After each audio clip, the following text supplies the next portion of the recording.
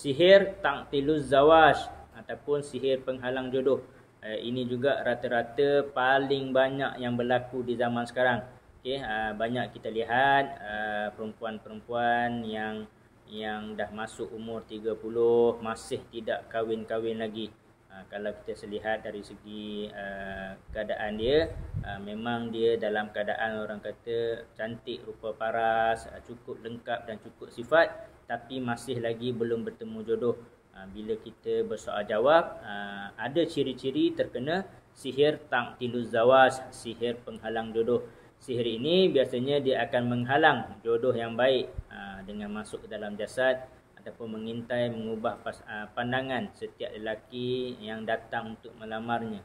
Okay? So biasanya perempuan di antara umur 30 ke atas masih belum jumpa dengan pasangan ataupun kerap bercerai-berai dalam rumah tangga.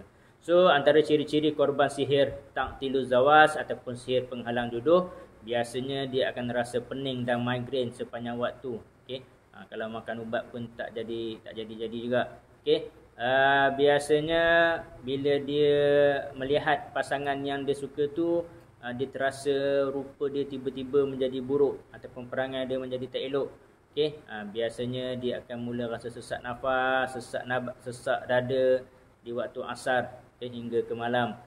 Dia rasa gelisah, dia rasa tak boleh tidur, okey, sakit di dalam perut dan sebagainya.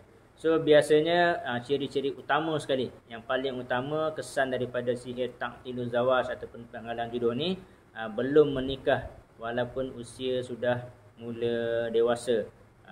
Kalau perempuan di usia 25 ke atas hingga ke 30, ke 35, ke 40 masih belum kahwin, maka ada kemungkinan dia terkena sihir ta'tiluz zawaj ataupun penghalang jodoh. Ataupun dia kerap putus tunang, itu juga salah satu ciri dia lah. Dia sukakan kepada seseorang, pada waktu mula-mula kawan tu elok je, tapi bila dah mula berhajat untuk kahwin, tiba-tiba perasaan sayang tadi tu hilang, menjadi rasa benci dan meluat. Ini antara ciri-ciri dia. Okey, kalau yang dah kahwin juga, kadang-kadang dia tak dapat anak dan juga sering bercerai. Ini kita tengok juga, ada juga kes-kes yang saya jumpa, dia dah masuk 3-4 kali bercerai. Okey, dan dia memang selepas bercerai nak dapat jodoh yang baru juga adalah agak sukar dan sulit sikit. Okey. So dari segi rawatan, yang paling utama buat rawatan ruqyah, okey. Kemudian minum,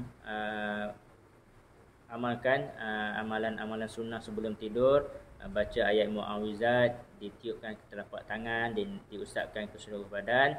Okey, membaca ayat kursi selama 1 jam setiap hari, minum dan mandi air ruqyah, okey, selama sebulan. Okey.